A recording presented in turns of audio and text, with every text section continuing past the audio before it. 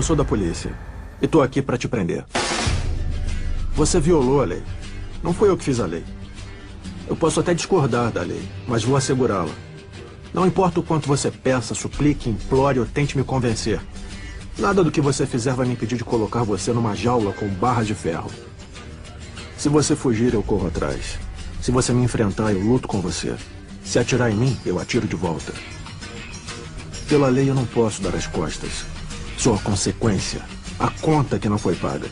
Sou o destino com distintivo e arma. Atrás do meu distintivo tem um coração como o seu. Eu sangro, eu penso, eu amo. E também posso ser morto. E embora eu seja apenas um, tenho milhares de irmãos e irmãs iguais a mim. Eles vão arriscar a vida por mim. E eu por eles. Montamos guarda juntos. Uma tênue linha azul protegendo as presas dos predadores. Os bons dos maus. Nós somos a polícia.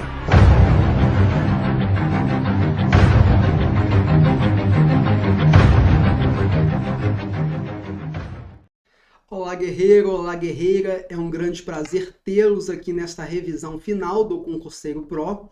Aos que não me conhecem, meu nome é Daniel Bill. Sou recentemente aprovado para o cargo de delegado da Polícia Civil do Estado de São Paulo. Contudo, estou no serviço público como efetivo desde o ano de 2014, quando logrei êxito na Advocacia Geral do Estado e, posteriormente, aprovei em diversos outros concursos. Modéstia à parte, eu quero usar dessa bagagem para consolidar o conteúdo com vocês um pouquinho, né? A fim de que vocês venham ter mérito nesse concurso vultuoso, que é o concurso da PCSP, um concurso que tem muitas vagas e está numa pegada bem agressiva, né? De chamar muitos candidatos aprovados. Então, acredito que vocês devam se empenhar para ter um resultado positivo, tá bom? Aqui estão minhas redes sociais, é o Instagram, o @DanielBill042, também tá a rede social do curso, né? Que é o @oconcurseiropro. Na minha rede social vocês podem me seguir e vocês terão lá o link do nosso grupo interativo, onde eu dou dicas para a galera. O grupo já está bem bacana, com bastante alunos dedicados e empenhados, então vai ser um prazer recebê-lo lá também, tá bom? Sem mais delongas, vamos direto ao assunto. Essa primeira questão é do ano de 2018, foi uma questão da PC Bahia, ou seja, da Polícia Civil da Bahia, para o cargo de investigador de polícia, tá bom? E o que ela nos pergunta? Vamos ver o comando. A respeito dos crimes previstos no Estatuto do Idoso, né, a Lei 10.741 de 2003, assinale a alternativa correta. Vamos lá. Constitui crime negar o acolhimento ou permanência do idoso como abrigado por recusa deste em outorgar procuração à entidade de atendimento. Tá legal, hein? Será que vocês já viram isso no contexto da lei? Vamos aguardar um pouquinho, vamos ler as outras questões. Constitui crime deixar de prestar assistência ao idoso em situação de iminente perigo público, independente de risco pessoal?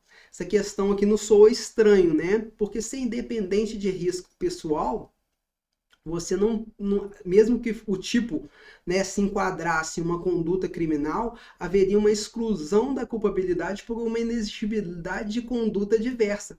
Porque o que acontece? Se você tiver um risco pessoal, numa situação que se você vai ajudar um terceiro, quando você não é garantidor, você não criou aquele risco, por óbvio, você vai ter uma exclusão da sua culpabilidade. Então, muito provavelmente, essa questão aqui, a letra B, está errada. Tá bom? Então, ela está errada. Constitui crime negar a alguém emprego ou trabalho por motivo de saúde, salvo se houver justa causa?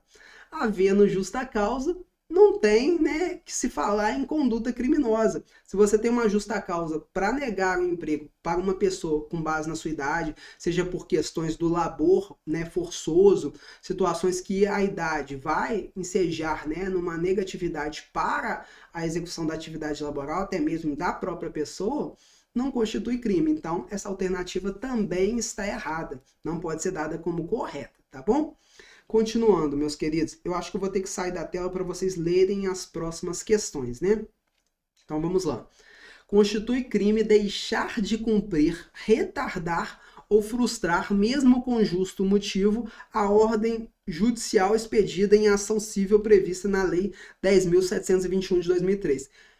Peraí, Se você está deixando por justo motivo, você não vai incidir em crime, né? Não vai incidir no crime de desobediência, nem no crime específico previsto aqui na lei no Estatuto do Idoso, né? A Lei 10.741 de 2003. Logo, se houve justo motivo, não há conduta típica. Então, essa questão também tem que ser dada como incorreta, como errada.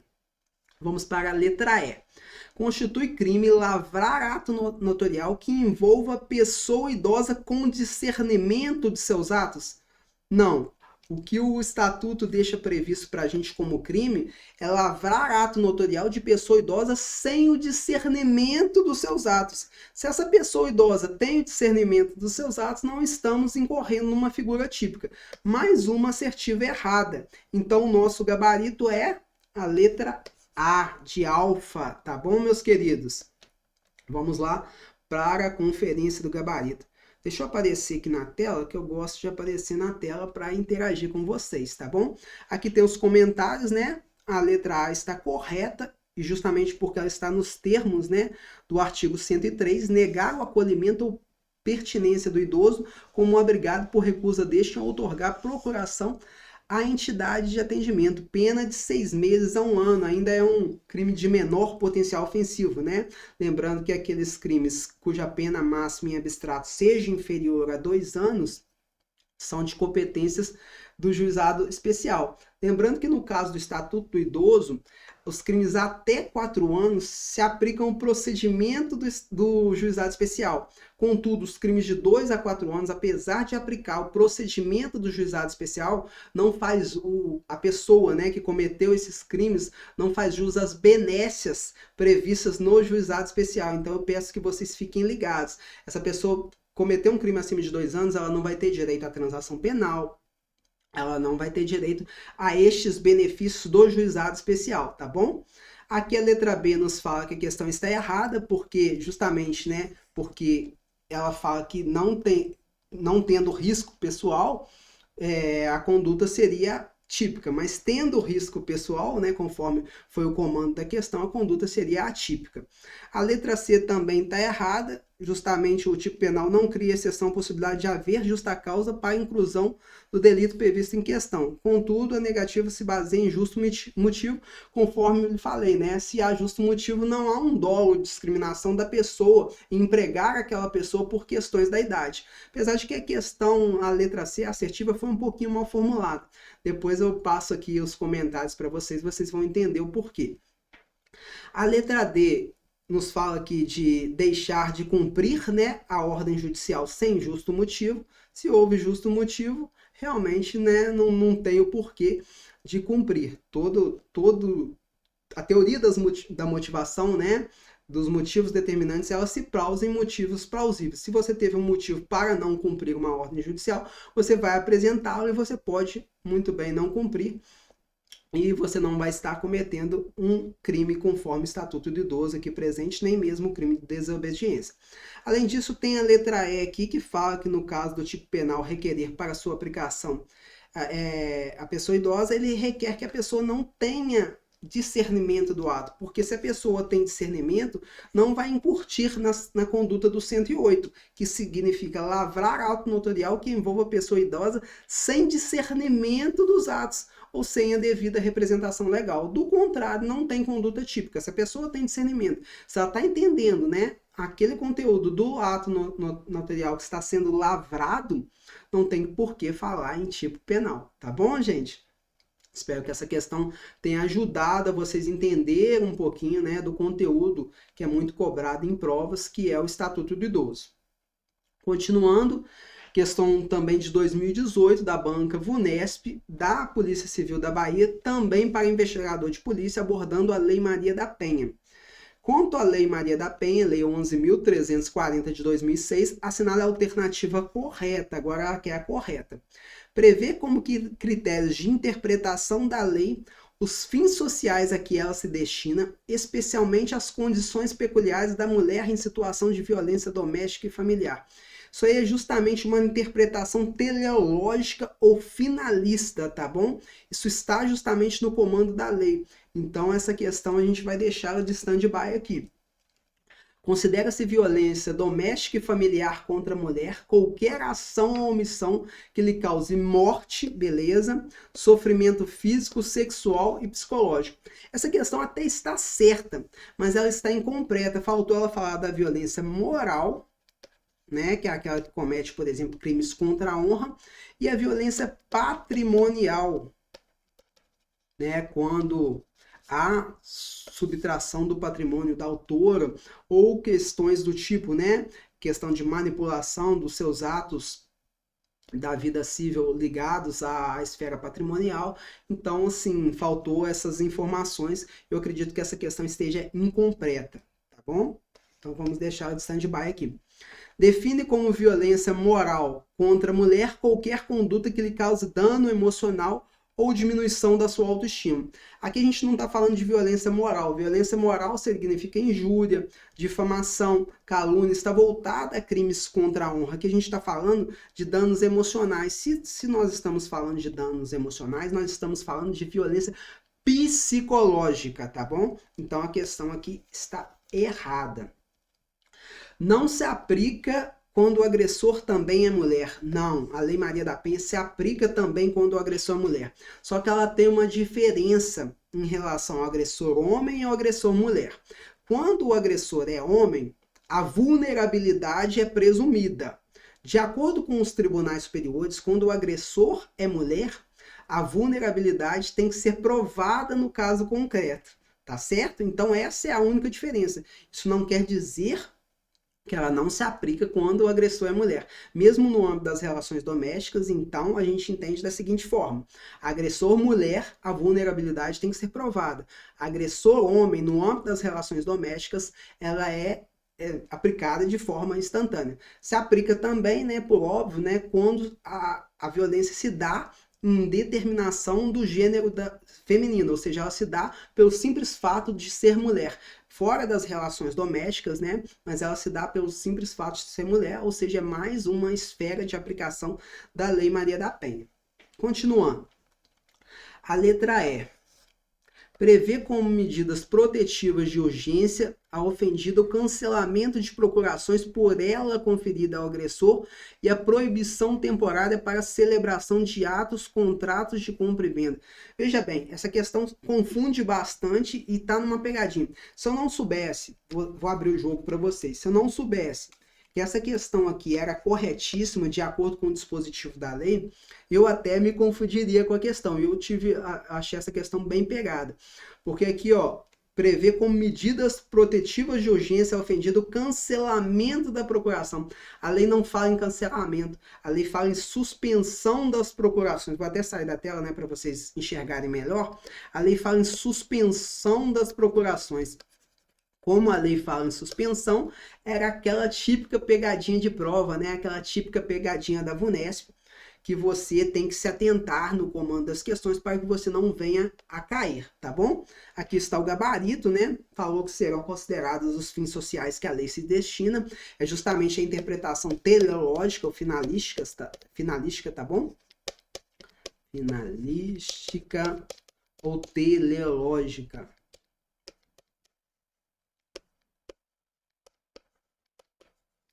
Além disso, a letra B está errada, né? Porque deixou de se referir ao dano patrimonial e o dano moral, conforme eu falei com vocês, ela está incompleta, não é que ela esteja com o conteúdo errado, mas ela está incompleta. Deixa eu voltar para a tela aqui. Ela está incompleta. A letra C, por sua vez, fala da violência moral, só que não... Ela cita como violência moral, só que não é uma situação de violência moral, se tratava de uma situação de violência psicológica. A letra D, por sua vez, vou ter que sair da tela, gente, poxa. A letra D, por sua vez, fala que a lei trata da vítima como mulher, não obstante a agressora também possa ser mulher. Neste caso, não há violência presumida, como eu falei com vocês, tá bom? Lembrando que se aplica tanto, né, a Lei Maria da Penha se aplica tanto às agressões no âmbito da violência doméstica, quanto às agressões voltadas pela simples condição de ser mulher. A letra E fala que as procurações não serão canceladas e sim suspensas. Olha só que interessante. né, as procurações vão ser suspensas e não vão ser canceladas. É justamente uma casca de banana, né? Mas enfim, espero que tenha consolidado o conteúdo quanto a este assunto. Vamos continuar. Deixa eu voltar para a tela, que eu gosto de interagir com vocês, tá bom? Aqui estamos com uma questão do ano de 2014, da VUNESP, continua sendo VUNESP, também para o cargo de investigador de polícia. Vocês vão ver mais à frente que eu trouxe questões de outros cargos, tá? De delegado de polícia, até de outras bancas, de acordo com a jurisprudência moderna, para trazer alguns conteúdos para vocês. Vamos ler a questão. Apolo e Afrodite estão em um bar. Apolo decide ir para casa de madrugada. Apolo está visivelmente embriagado e Afrodite, mesmo sabendo disso, entrega o automóvel para Apolo, que conduz o veículo até o condomínio em que ambos residem, mas não causa qualquer acidente e obedece a todas as regras de trânsito no trajeto. Nessa situação, e conforme estabelece o Código de Trânsito, é correto afirmar, ele quer saber o que é correto afirmar. Apenas Apolo cometeu o crime de dirigir embriagado? Sim, o Apolo cometeu o crime de dirigir embriagado. É um crime de perigo abstrato, tá? No CTB, que é diferente da condução inabilitada. A condução inabilitada é um crime de perigo concreto, a condução inabilitada do 309 do CTB. Então são situações diferentes. O Apolo sim cometeu, mas não apenas, tá bom? O que deixa a questão errada aqui é o apenas.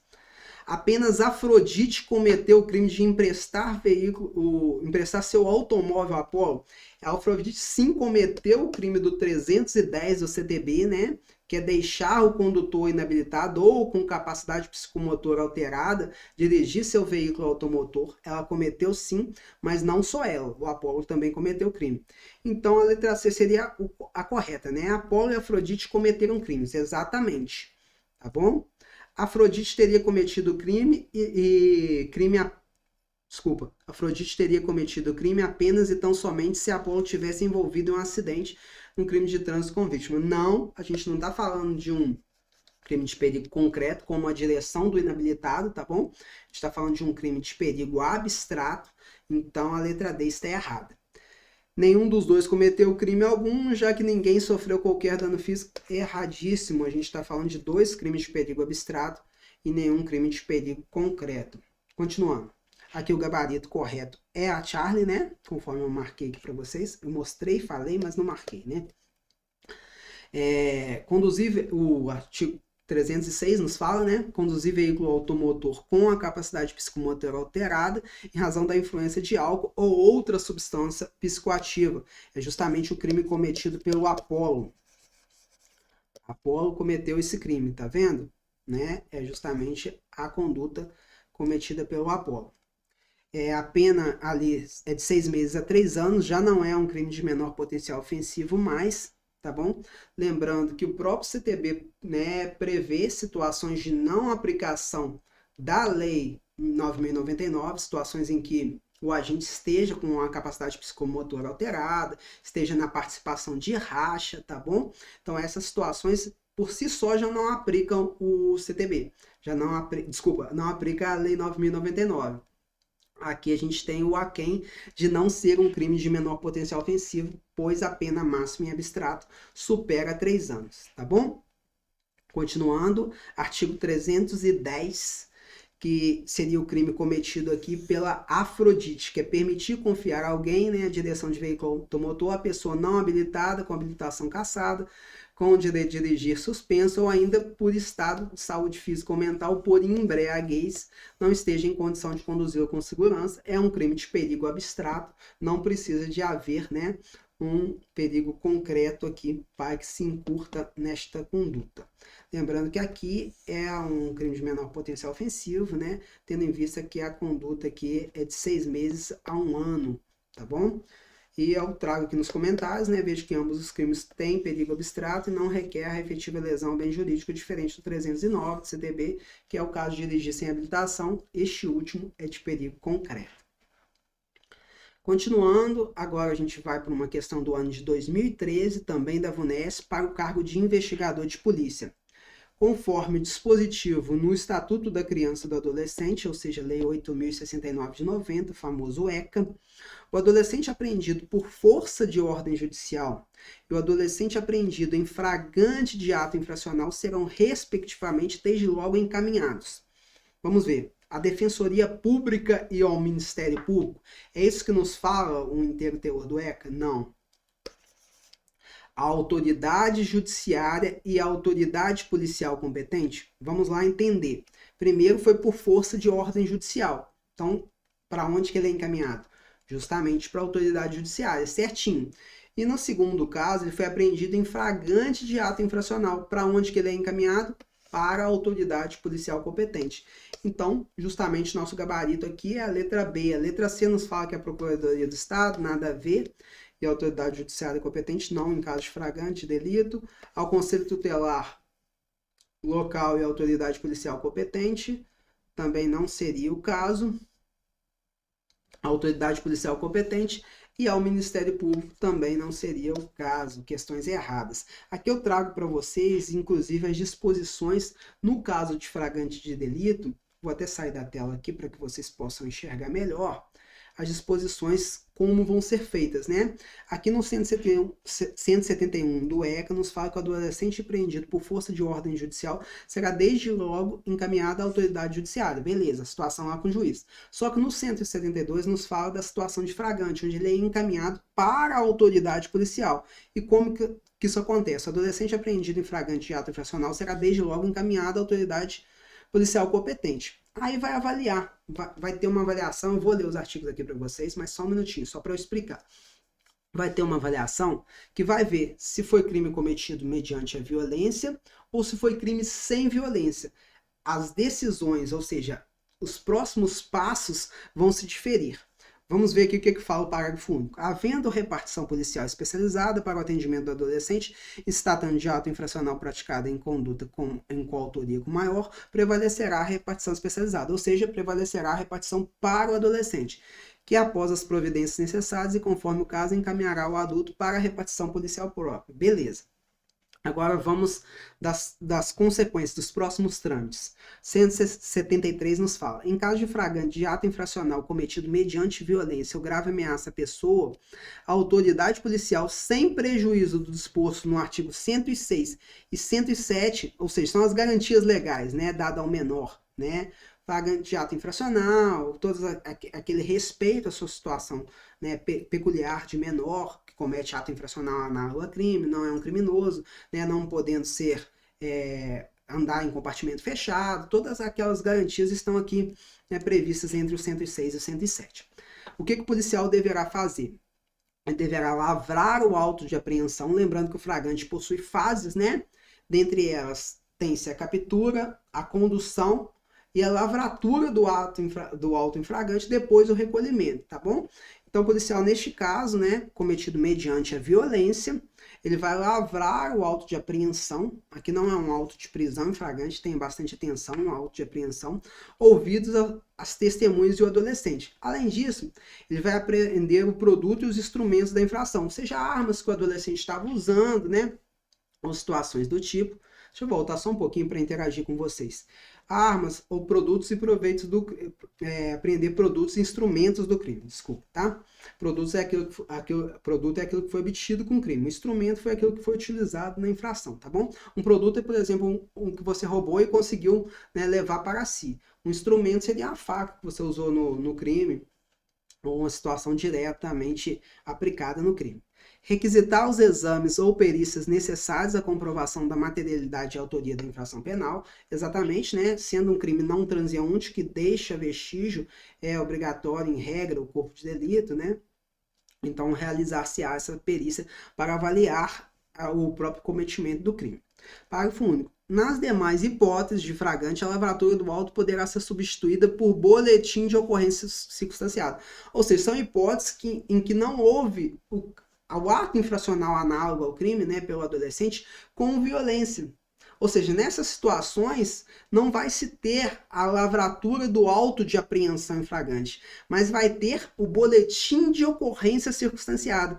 E os procedimentos posteriores são diferentes. Você vai ver aqui no 174, ó, comparecendo qualquer dos pais ou responsável, o adolescente será prontamente liberado pela autoridade policial. Ou seja, o adolescente foi pego num tráfico, por exemplo, que não teve violência, né, numa situação de traficância. Ele vai ser prontamente liberado desde que os pais, ou um deles, né, ou seu responsável, compareça à repartição policial, sob termo de compromisso e responsabilidade, sua apresentação ao Ministério Público, não é ao juiz, tá bom? Muitas pessoas poderiam pensar que seria ao juiz, né? Mas é ao Ministério Público, no mesmo dia, ou sendo impossível, no primeiro dia útil imediato, exceto quando, pela gravidade do ato infracional e pela sua repercussão social, deva o adolescente permanecer sob internação para a garantia de sua segurança pessoal ou manutenção da ordem pública. Ou seja, seriam situações excepcionais, né? Justamente com o adolescente permanecer internado para a garantia de sua segurança pessoal ou manutenção da ordem pública, tá bom? Mas a regra é que não foi cometido com violência ou grave ameaça, que o adolescente seja liberado imediatamente após o comparecimento dos pais, né? E firmado o compromisso de comparecer ao Ministério Público para a apresentação, tá bom? Continuando aqui no 175, em caso de não liberação, a autoridade policial encaminhará desde logo o adolescente ao representante do Ministério Público. Ou seja, no caso, por exemplo, de cometimento com violência, grave ameaça, né, a autoridade policial quem, né, encaminha, né, a partir de seus investigadores, encaminha esse jovem ao Ministério Público, juntamente com a cópia do auto de apreensão ou boletim de ocorrência, lembrando que nos casos excepcionais, até mesmo nesses casos que não envolvem violência, onde foi lavrado o boletim de ocorrência, pode haver, né, essa manutenção com fruto na garantia da segurança pessoal ou da ordem pública. Sendo impossível a apreensão imediata, a autoridade policial encaminhará o adolescente à entidade de atendimento que fará a apresentação ao representante do Ministério Público no prazo de 24 horas. Ou seja, não sendo possível que a própria autoridade policial mantenha esse jovem, esse adolescente que cometeu ato infracional em suas repartições ou por qualquer outras questões, ela encaminha direto para a entidade. E essa entidade que é quem vai encaminhar para o Ministério Público esse jovem no prazo de 24 horas, tá bom?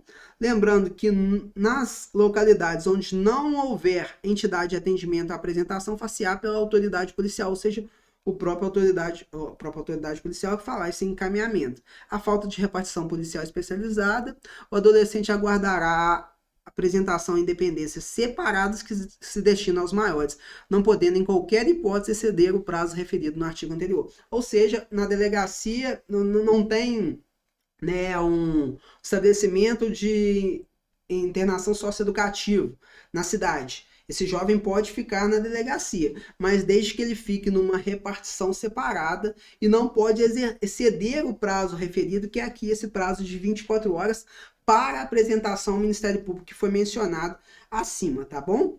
Sendo o adolescente liberado, a autoridade policial encaminhará imediatamente ao representante do Ministério Público a cópia da apreensão e do boletim de ocorrência, tá bom?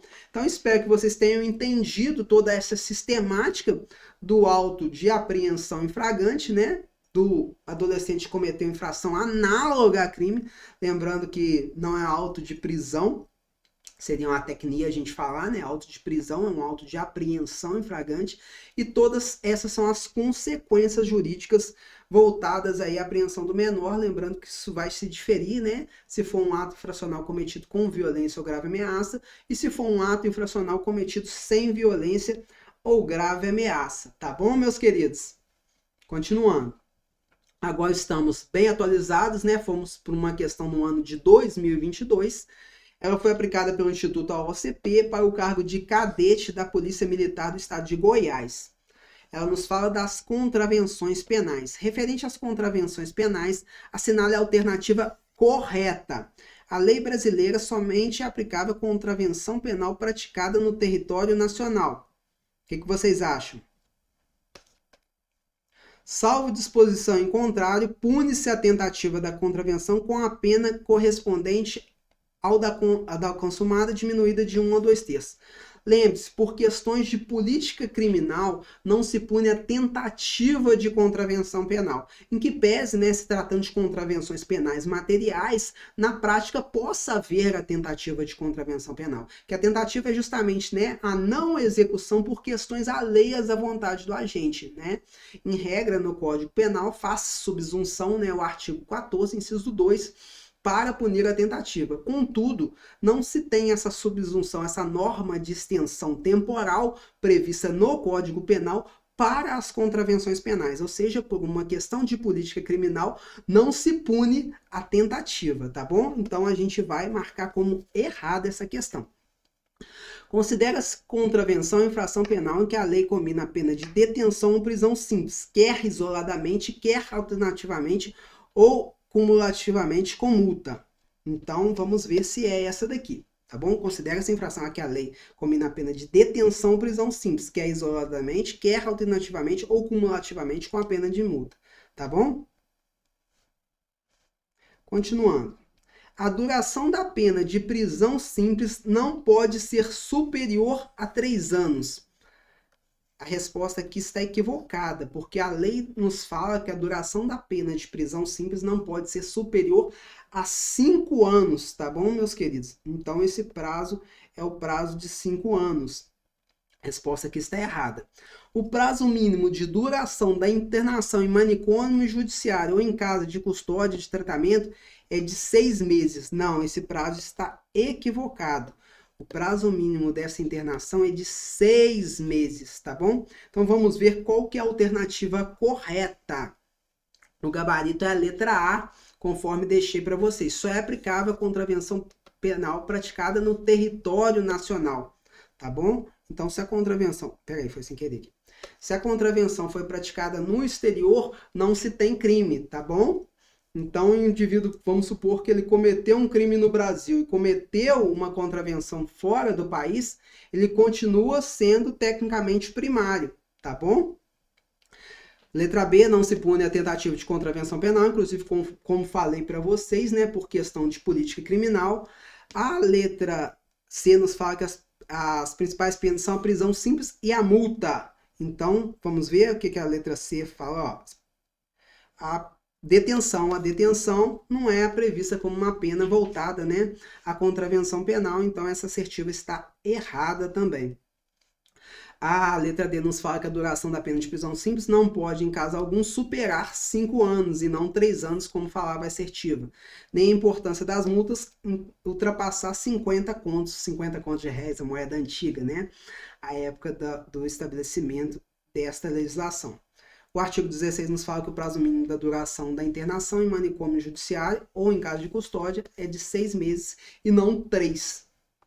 Tá vendo? Uma questão, né, de um nível alto e de uma banca que não é a própria VUNESP, que é a OCP, que tem um estilo bem parecido com a VUNESP. Continuando, agora, gente, a questão é do ano de 2022 para o cargo de delegado da Polícia Civil, tá bom? Essa questão novamente trata do Código de Trânsito Brasileiro, para você ver que eu já apresentei uma questão aqui, estou apresentando novamente quando eu fiz o filtro da VUNESP, então é algo muito recorrente, é um conteúdo muito cobrado nos certames, tanto para escrivão e investigador, quanto para delegado de polícia, então peço que vocês tenham bastante ênfase neste conteúdo, tá bom? Configura o crime previsto na Lei 9.503 de 97, o famoso CTB, a conduta A. Praticar homicídio culposo na condução de bicicleta. Primeiro, condução de bicicleta pode estar enquadrada no CTB? Claro que não, né? Seria na condução de veículo automotor. O homicídio culposo estaria certo, né? Uma vez que se for homicídio doloso, a incidência do Código Penal e não do CTB. Seria o artigo 121 do Código Penal. Letra B, praticar lesão corporal dolosa? Não, a gente está tratando do 129 do Código Penal, na direção de veículo automotor. Então, a resposta é negativa. Aplica-se o CTB a lesão corporal culposa. C. Qualquer pessoa que, na ocasião de acidente automobilístico, deixar de prestar imediato socorro à vítima ou não podendo fazê-lo diretamente por justa causa, deixar de solicitar o auxílio à autoridade pública, Presta bem atenção, essa questão está bem escorregadia, né? Só que ela está errada justamente quando ela fala qualquer pessoa. Se for qualquer pessoa, a gente está lá na omissão, né? Omissão de socorro do artigo 135 do Código Penal. Quando a gente enquadra no CTB, a gente fala da situação do condutor, na ocasião de acidente automobilístico, deixar de prestar imediato socorro à vítima, ou quando, no caso que ele não possa fazer, né, por justa causa, deixar de solicitar o auxílio da autoridade pública. Então, essa questão está errada nessa parte que fala qualquer pessoa. É aquela típica pegadinha da VUNESP, tá bom? Continuando. Conduzir veículo de tração animal? Não. CTB primeiro que se aplica em condução de veículo automotor, né? Com capacidade psicomotora alterada em razão da influência de álcool ou de outra substância psicoativa que determine dependência. Até aí estaria tudo correto se não falasse da tração animal, tá bom? Letra C, participar de corrida, disputa ou competição automobilística, famoso racha, né? Não autorizado pela autoridade competente na direção de veículo automotor em via pública, gerando situação de risco à incolumidade privada. Então, isso aqui está molda justamente, né, a situação tipificada no CTB. Vamos ver. O gabarito, na minha concepção, é letra E. Vamos conferir? Vamos lá. Letra A está incorreta, né? Pois o artigo 302 do CTB prevê a prática de homicídio culposo na direção de veículo automotor, tá bom? Então não é veículo de tração animal, né? Tem que ser homicídio culposo, não pode ser doloso, mas tem que ser veículo automotor. Além disso, a letra B também está incorreta, pois prevê a prática de lesão corporal culposa e não dolosa, tá bom? Na direção de veículo automotor. A letra C também está incorreta, com base no 304 do CTB, porque prevê a prática de deixar o condutor, e não qualquer pessoa, né, do veículo na ocasião de acidente, de prestar aquele socorro imediato ou não podendo fazê-lo, né, acionar a autoridade pública, tá bom? A letra D também está incorreta, com base no 306 do CTB, porque prevê a prática de conduzir veículo automotor e não de tração animal, com capacidade psicomotora alterada, em razão da influência de álcool ou de outra substância psicoativa que determine dependência, tá bom? Aquele que conduz, né, por exemplo, fumou uma maconha, uma cannabis sativa e conduz veículo automotor, também se enquadra nesta conduta, tá bom? Não é só aquele que faz ingestão de álcool, não. A alternativa está correta, pois de fato o 308 prevê a prática de participar na direção de veículo automotor em via pública de corrida, disputa ou competição automobilística ou ainda a exibição ou demonstração de perícia em manobra de veículo automotor não autorizada pela autoridade competente, gerando situação de risco à incolumidade pública ou privada, cujas penas são a detenção de 6 meses a 3 anos, multa e suspensão ou proibição de obter permissão ou habilitação para dirigir veículo automotor. Você pode ver até que a própria questão, né, fez meio que uma pegadinha, porque ela falou só da situação de risco à incolumidade privada. Ela está até um pouco incompleta, mas seria a mais correta entre as apresentadas, porque ela não falou da situação de risco à incolumidade pública. Vamos voltar aqui, ó, ela falou só de risco à incolumidade privada. Mas como todas as outras estão incorretas, né, essa seria a mais correta, e aqui a gente vai dar como assertiva o gabarito correto. Basicamente são essas as nuances do CTB, espero que você consolide esse conteúdo, né? É um conteúdo muito importante no concurso que você vai realizar para diversas carreiras da PCSP. E vamos que vamos, né? Vamos para outra legislação agora. Deixa eu apresentar meu rosto, né? Aqui novamente. Eu peguei também questões de outras bancas, até mesmo no modelo CESP, para a gente trabalhar algumas jurisprudências, tá bom? Essa aqui é uma questão da CESP do ano de 2023 para promotor de justiça. Não se importem com o cargo, tá bom? Porque essa questão às vezes é até mais fácil que uma questão de investigador que teve lá na frente. O que a gente deve analisar mesmo é o conteúdo, o que a questão apresenta, até mesmo porque o nosso foco aqui é treinar, né, os assuntos que podem ser cobrados na nossa prova. Vamos lá. Julgue à luz julgue os itens seguintes à luz da 11.343 de 2006, né? A famosa lei de drogas. No caso de condenação pelo crime de associação para o tráfico, o livramento condicional depende do cumprimento de 2/3 da pena, sendo vedada a sua concessão ao reincidente específico. Eu achei essa questão muito interessante, porque ela está bem balizada na jurisprudência. A regra realmente é para aqueles que cometem a conduta equiparada a crime hediondo, ou mesmo crime hediondo, que o livramento condicional, né, dependa do cumprimento de 2/3 da pena, sendo vedada a sua concessão ao reincidente específico, né, em crimes hediondos ou equiparados. E o tráfico, né, a associação para o tráfico, está previsto no artigo 35 da Lei Antidrogas. Contudo, a jurisprudência entende que ela não é equiparada a hediondo, mas para fins de aplicação à vedação do livramento condicional, ela tem uma previsão na própria lei antidrogas. Desta forma, será igual ao tratamento dos demais crimes, como o 33, né? E os demais crimes previstos na própria lei antidrogas que se equiparam a crimes hediondos. Tá bom? Eu vou passar para o gabarito para que vocês entendam. Então, realmente, a resposta está correta, né? Porque ela sofre as mesmas consequências para fins de livramento condicional, em que pese não se equiparar a crime hediondo, né? Ela sofre as mesmas consequências dos crimes equiparados a hediondos. Vamos ver lá o que fala. Ó. O crime de associação para o tráfico não é equiparado ao hediondo. Eu trouxe até a jurisprudência que fala isso, né? Julgado aqui do STJ e tudo. Coloquei a situação, porém eu coloquei a situação da tratativa da própria lei de drogas. A lei de drogas nos fala que nos termos do artigo 44, né, da própria lei de drogas, os crimes previstos no artigo 33 caput, parágrafo 1º e 34 a 37 dessa lei são inafiançáveis, insuscetíveis de sursi, graça, indulto, anistia, liberdade provisória e vedada a conversão de suas penas em restritivas de direitos.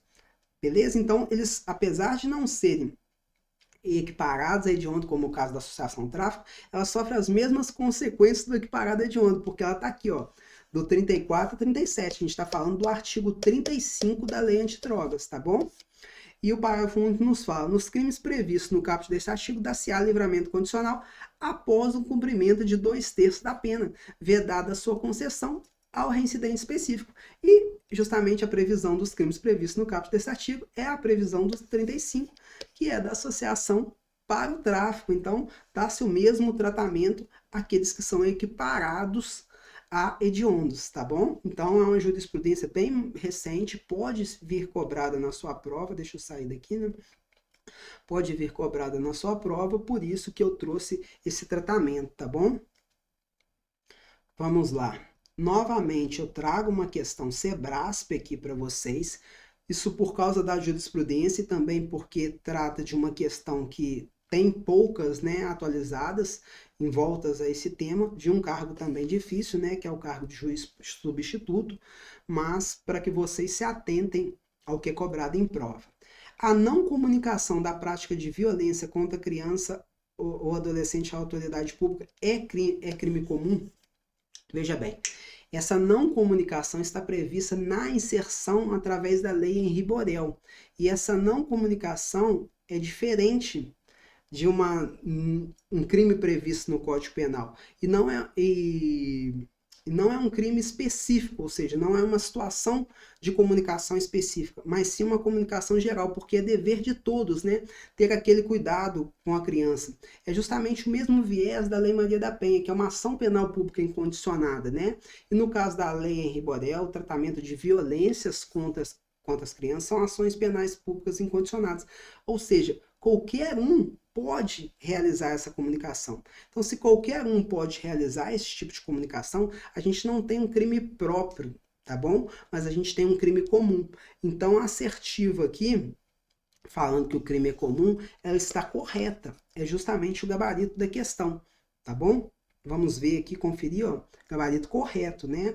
O artigo 26 da Lei Henri Borel, que é a 14.344 de 22, erige em crime a conduta de não comunicar às autoridades públicas de violência, de tratamento cruel ou degradante, ou formas violentas de educação, correção ou disciplina contra criança ou adolescente, bem como os casos de abandono de incapaz. Então, deixa claro aqui, né, que é um crime? Trata-se de um crime omissivo próprio, pois a conduta configura uma inação, um não fazer. Isso significa dizer que não é possível a tentativa do crime previsto, porque se trata de um crime omissivo próprio. O omissivo próprio é aquele que especifica, né, seja na parte especial do Código Penal, ou seja, numa lei penal especial, ele especifica a conduta da omissão. É diferente da omissão geral, né, prevista no Código Penal, que é aquela situação, por exemplo, do garante, que se vale de uma norma de extensão, tá certo? Ele vai se valer de uma norma de extensão para aplicar o tipo, né, no omissivo impróprio. Por exemplo, um garantidor, né, uma babá que assumiu contratualmente a obrigação de cuidar de uma criança, ela vai ser incidida, né, ela vai responder penalmente com base numa norma de extensão. Ela não tem um tipo penal específico para a sua omissão, tá bom? O próprio pai, né, que deixa de alimentar o filho, ele na condição de garante, ele vai responder por uma norma de extensão, tá bom? Então, basicamente é isso. Os omissivos impróprios se valem da parte geral do Código Penal de uma norma de extensão. Os omissivos próprios estão previstos tanto na parte especial do Código Penal quanto em legislações específicas. Esse é o caso do artigo 26 da Lei Henri Borel. O elemento subjetivo reduz ao dolo, ou seja, tem que ser uma conduta dolosa, não havendo previsão da figura culposa, ou seja, não tem como ele, né, de forma culposa, deixar aí de comunicar, né, a situação de infringência de violência contra esse menor de 14 anos. Parece possível afirmar que o dolo pode ser direto ou eventual, vez que é admissível teoricamente que a pessoa se omita, pretexto de que outros fariam a comunicação. No entanto, quando fizer a comunicação sabendo disso o suposto omitente, não haverá crime, pois não há que se falar em uma espécie de corrida ou competição para quem comunica primeiro. Ou seja, se um comunicou primeiro, os outros não têm obrigação. Basicamente é isso que é o comentário aqui que eu trouxe, quis nos dizer. Só sair da tela. Aqui está a pena, né? Seria de 6 meses a 3 anos, deixa de ser menor potencial ofensivo. E é um artigo muito interessante que pode vir cobrado na sua prova, já que é uma lei recente, né? E eu acredito muito nessa lei no nosso concurso, tá? No concurso que vocês vão prestar. Continuando, aqui eu trago novamente uma questão do CESP, por causa da jurisprudência, né?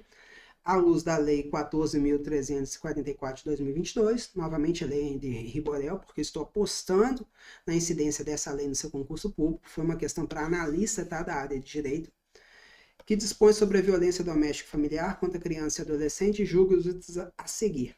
A propositura de ação cautelar de antecipação de produção de provas nas causas que envolvam violência contra criança e adolescente pode ser requisitada pela autoridade policial, sendo vedada ao conselho tutelar requerê-la. A resposta é negativa, porque ela pode ser requerida tanto pela autoridade policial quanto pelo conselho tutelar. A gente vai ver aqui no gabarito da questão. Tá vendo? O artigo 21 da Lei Henri Borel poderá o juiz, quando necessário, sem prejuízo de outras medidas, determinar a autoridade policial.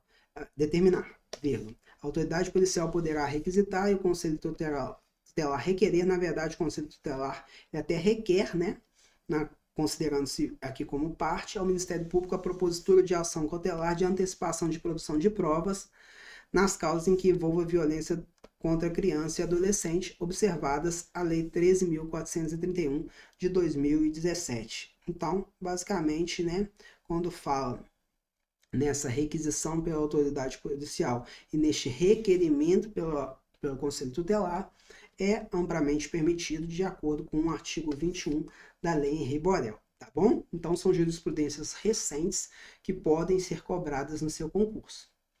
Na verdade, aqui, né, a alteração legislativa, né, a questão anterior falava-se de uma jurisprudência. Vamos lá. De acordo com a Lei 13.869 de 2019 sobre os crimes de abuso de autoridade, assinale a alternativa correta. É a Lei de Abuso de Autoridade, muito cobrada nos certames públicos, né, principalmente após o pacote anticrime com o seu advento no ano de 2019, e é uma lei que eu aposto muito na cobrança do seu certame. Tá bom? A ação penal nos crimes de abuso de autoridade é sempre pública e incondicional, até aqui tá certo. Não se admitindo ação penal privada subsidiária? Sim, havendo a inércia do Ministério Público, admite-se a ação penal privada subsidiária da pública, tá bom? Então, essa questão aqui vai estar incorreta. A lei não prevê como efeito da condenação a perda do cargo, do mandato ou da função, entre outros. Sim, ela prevê. Não é um efeito automático, igual na lei de tortura e organização criminosa. Eu até aprendi um macetinho que existem duas picapes, né? E você vai gravar as duas, que produzem esse efeito automático aí com relação à perda do cargo. Seria a lei de tortura e a lei de organização criminosa. A gente brinca que são uma relacionando a picape touro e a outra relacionada a picape oroque. Então, nessas duas situações, a perda do cargo público é um efeito automático. Nos demais casos, né, como a própria lei de abuso de autoridade, depende, não é um efeito automático, depende de fundamentação e, além disso, depende de reincidência específica, tá bom? Então, se falar que a lei não prevê como efeito da condenação é errado, né? Ela prevê, contudo, deve haver a fundamentação e a reincidência específica. As condutas previstas na lei constituem crime de abuso de autoridade quando praticada pelo agente com a finalidade específica de prejudicar outrem ou beneficiar a si mesmo ou a terceiro, ou ainda por mero capricho ou satisfação pessoal. Exatamente, as condutas da lei de abuso de autoridade exigem o que a gente chama de dolo específico, os que neocantistas chamavam de tipo anormal. Mas, enfim, como a gente não está estudando teoria clássica do direito penal, a gente fica por aqui no dolo específico. E a questão, ao meu ver, está correta, tá bom? O servidor público não pode ser sujeito ativo do crime de abuso de autoridade. Justamente o contrário, né?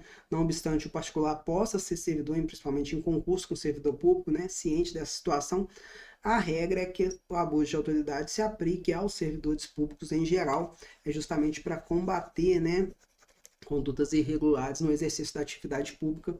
Então, a letra D está errada. O gabarito, na minha concepção, é C de Charlie. É justamente isso que eu trouxe para vocês, né? A letra A está incorreta, porque admite a ação penal privada, né? A penal privada subsidiária da pública quando houver a inércia do MP. A letra B também está incorreta, porque não é um efeito automático, exige a fundamentação e a reincidência específica, acendidos os termos, é possível a perda do cargo, mandato ou função. A letra C está corretíssima, né? A letra D é incorreta, servidor público é sujeito ativo do crime de abuso de autoridade. Continuando aqui, questão também atualizada do ano de 2023, também para agente administrativo, a que a gente fez anterior era para agente administrativo, que a gente vai falar da lei do preconceito, né? A lei federal de número 7.716, de 5 de janeiro de 89, determina que serão punidos os crimes resultantes de discriminação ou preconceito de raça, cor, etnia, religião ou procedência nacional.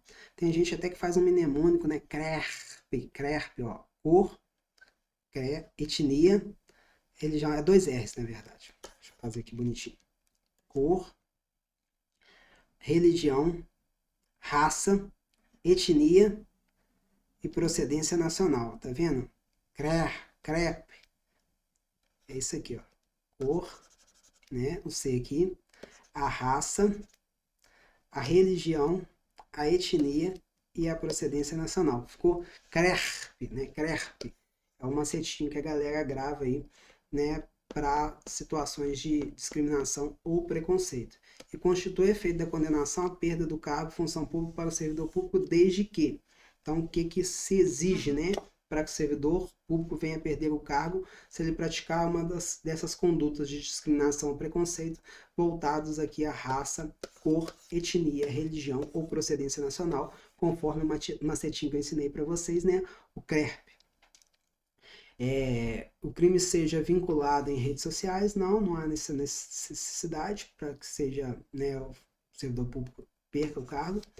Que esteja em estágio probatório, não, pode ser também efetivo, não tem menor problema. Este efeito seja motivado e declarado na sentença, ali interessante.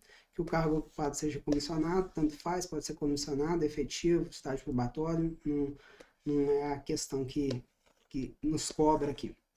Que sejam empregados os meios de violência. Não, também não é essa exigência. Nosso gabarito aqui é a letra C. Vamos ver o porquê? constitui efeito da condenação, conforme o artigo 16, né, da Lei de Combate ao Preconceito, constitui efeito da condenação a perda do cargo ou função pública para o servidor e a suspensão do funcionamento do estabelecimento particular por prazo não superior a 3 meses. Esse finalzinho que costuma cair bastante, tá? Já vi diversas questões com esse teor, né? Os efeitos que tratam os 16 e o 17.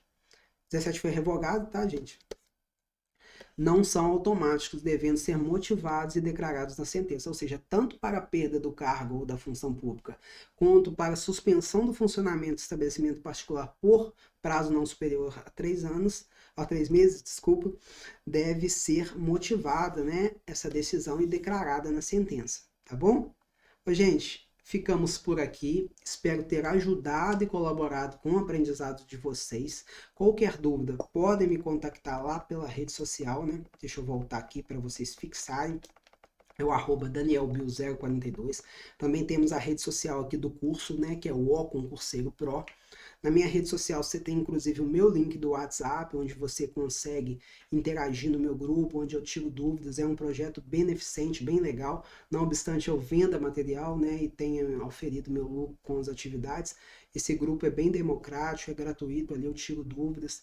Então, assim, eu acho que tem sido bem legal a nossa participação, interação em geral dos guerreiros tem sido muito bacana. Estou muito satisfeito com esse projeto.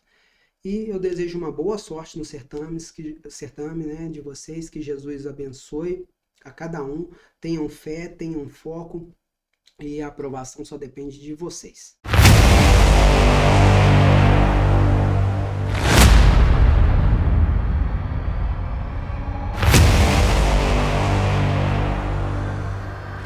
Eu sou da polícia e tô aqui pra te prender. Você violou a lei. Não foi eu que fiz a lei. Eu posso até discordar da lei, mas vou assegurá-la. Não importa o quanto você peça, suplique, implore ou tente me convencer. Nada do que você fizer vai me impedir de colocar você numa jaula com barras de ferro. Se você fugir, eu corro atrás. Se você me enfrentar, eu luto com você. Se atirar em mim, eu atiro de volta. Pela lei, eu não posso dar as costas. Sou a consequência, a conta que não foi paga. Sou o destino com distintivo e arma. Atrás do meu distintivo tem um coração como o seu. Eu sangro, eu penso, eu amo. E também posso ser morto. E embora eu seja apenas um, tenho milhares de irmãos e irmãs iguais a mim. Eles vão arriscar a vida por mim. E eu por eles. Montamos guarda juntos. Uma tênue linha azul protegendo as presas dos predadores. Os bons dos maus. Nós somos a polícia.